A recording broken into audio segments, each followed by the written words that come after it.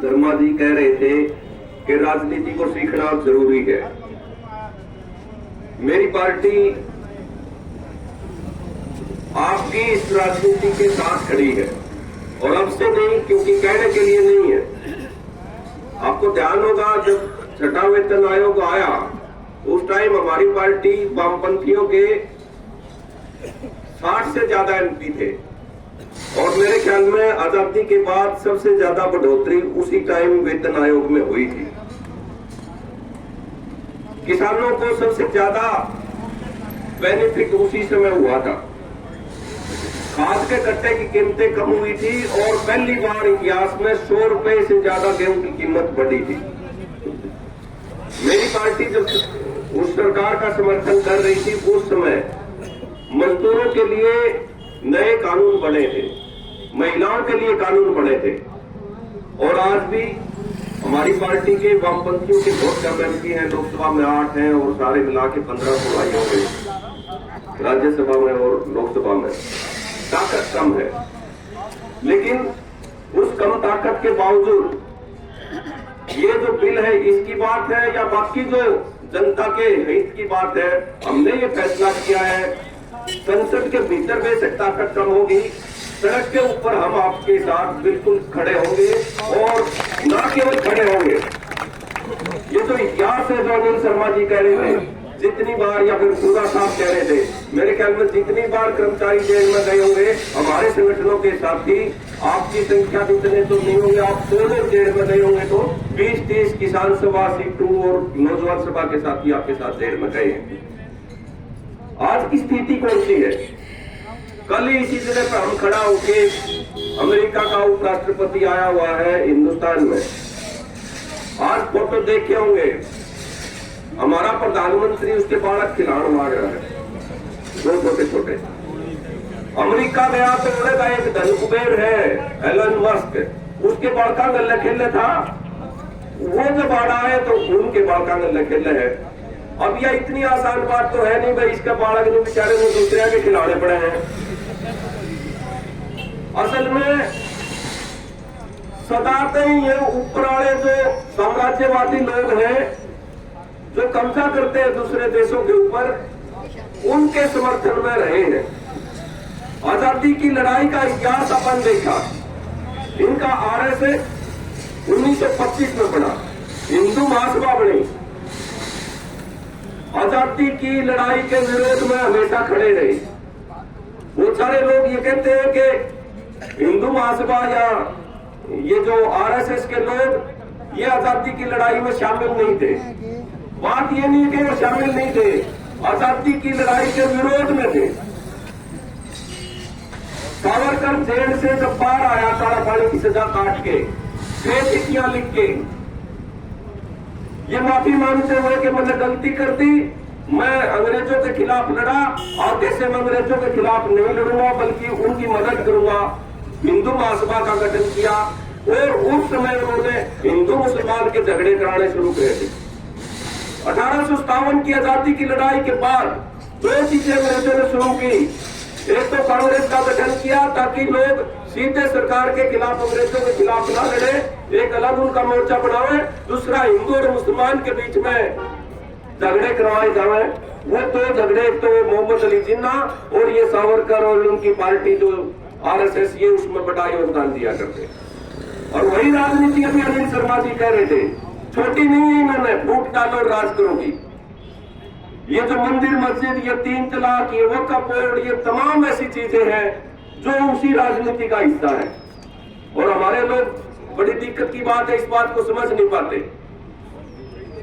Mob lynching में कितने सारे मुसलमान मारे गए, ये मेवात का इलाका में इकट्ठे होके गाय लेके जाओ, अपना आड़े मार दे, कितनी बार हमने छुड़ाने पड़े हैं।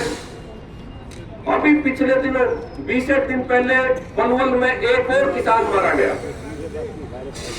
एक लड़का था, उसकी डेथ हो गई, डेथ के 3 दिन बाद उसका छोटा बच्चा हुआ, घर में दूध नहीं था, उसने सोचा कि एक गाय खरीद लेगा, घर दूध हो जाएगा, मां ने भी पिलाया जाएगा, बच्चे ने भी पिलाया जाएगा।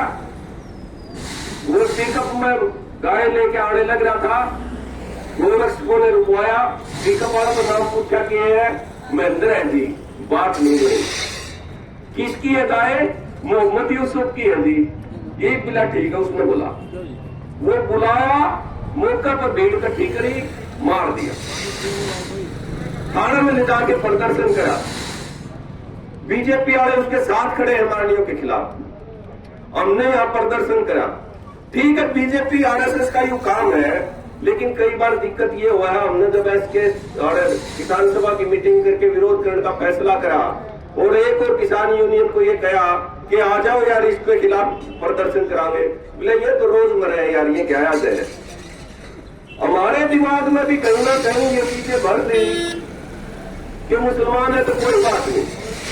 कल एक डेथ हो रही थी, मैं बैठा था उसके, बोला जी बात की चीज तो ठीक है, मुसलमान कट्टर तो हुए हैं, फिर धरती पर सबसे ज्यादा किसने मारे? अमेरिका ने मारे या इंग्लैंड वाले अंग्रेजों ने मारे, जो दूसरे देशों में जाके कब्जा करा करते। अमेरिका ने तो कट्टे मारे, हिरोशिमा और नागासाकी के ऊपर बम दे के, वो तो मुसलमान नहीं थे।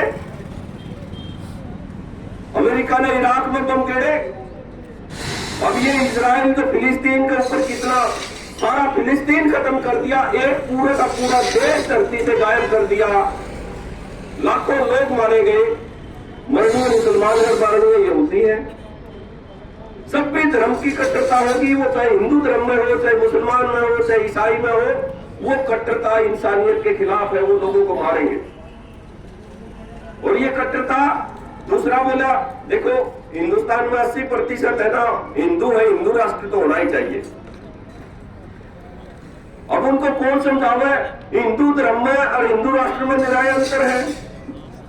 हिंदू धर्म तो उपासना की पद्धति है, लेकिन जिस हिंदू राष्ट्र की बात ये लोग करने लग रहे हैं, उस हिंदू राष्ट्र में हमारी जगह नहीं है। उस हिंदू राष्ट्र में ये लिखा हुआ है मनुस्मृति में, यदि कोई आदमी बकवास करता है, गड़बड़ करता है, उसको सजा देनी है तो उसके घर की महिलाओं के साथ रेप किया जा सकता है। ये लिखा हुआ है उस मनुस्मृति में। जिस हिंदू राष्ट्र की ये बात करते हैं, जिस ब्राह्मण क्षत्रिय वैश्य और शूद्र में, वो बोला कि मेरे तो ये जो शूद्र जो है, मैं तो वैश्य मांगूंगा, क्यों कराओ है? बोले जाट हूं इसलिए वैश्य मांगू।